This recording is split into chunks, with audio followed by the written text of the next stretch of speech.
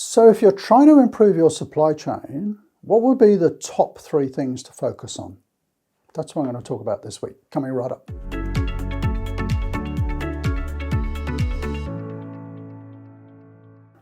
So I talked recently about the 5 sort of fixes that a lot of people are doing in 2023. This time I want to kind of turn it around. And the reason I want to do that is I'm going to be doing a conference presentation soon. And this is kind of the theme of it. And it's the top 3 things that I reckon organizations should focus on to try and improve their supply chain. Whatever that means for you, improving cost performance, service performance, getting to best in class and so on. But I suppose in 30 odd years of helping organizations improve their supply chain, I'm still seeing these 3 as being some of the things that deliver the greatest benefit.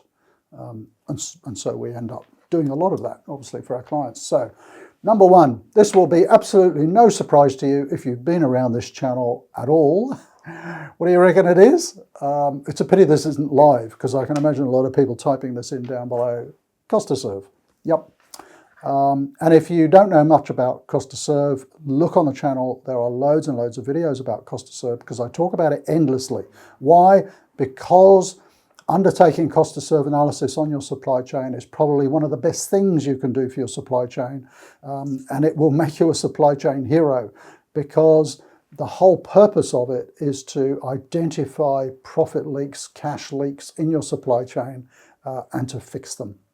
So cost to serve, particularly now when people are under a lot of cost pressure, is particularly popular.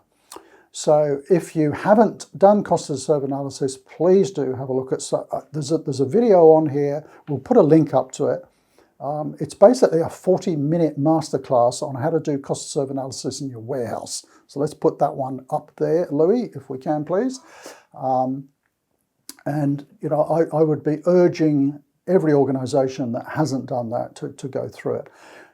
Let me just share with you a couple of the benefits of doing it. Off the top of my head, I have seen companies undertake a cost to serve analysis and realise that 80% of their orders leaving the warehouse are losing money. How could that be, do you think? You're saying, this must be some little mom and pop organisation. No, quite a substantial business. 80% of their orders leaving the warehouse with negative profit margins, and they didn't realise. This is the beauty of understanding cost to serve analysis. And one of the things that I always tell people is that at least 10% of your orders are probably losing money. This one was 80%. So number 1, do that if you want to improve your supply chain. Number 2, have a look at your network, your distribution network particularly. Why? Because distribution networks tend to grow up over time and they don't take account of major changes happening in the organisation. You need to be looking at how product flows through your distribution network, how many times it's touched. I've been doing some fascinating site visits recently, looking at this with clients in different sorts of industries, right across FMCG, retail, mining. All the issues are very, very common, where people really don't understand how to improve the flow of product, whether that be product for customers, spare parts for M&RO type organisations.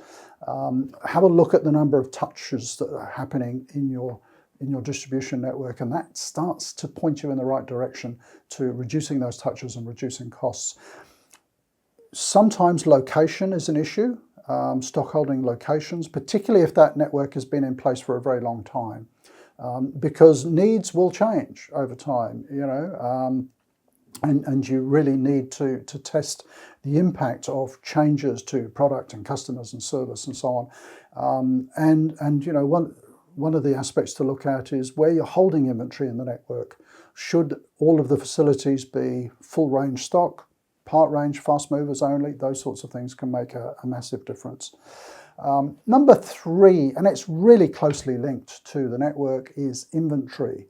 And of course, we've seen over the last couple of years, due to COVID, A lot of organisations have been bulking out, their warehouses and carrying a lot more inventory than they normally would.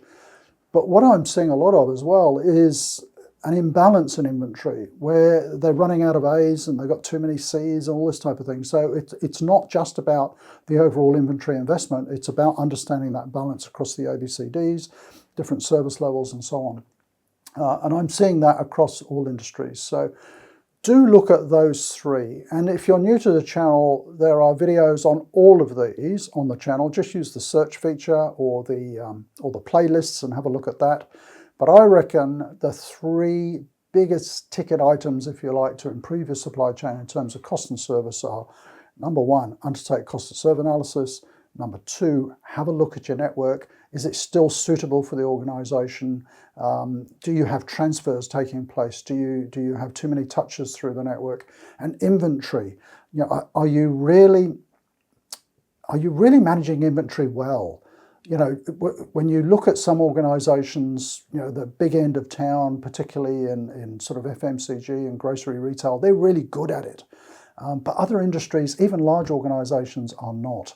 So I would urge you to have a look at how you're doing that, the processes, the systems, and so on. So have you checked any of those three in the last year or so? I'd love to hear your comments down below. Have you done cost to serve analysis, reviewed your network or reviewed your inventory over the last year or so? What were the results? Was it worthwhile? Maybe there were some other things that you checked. I'd love to hear from you down below in the comments. But thanks for watching and see you again next time. Bye for now.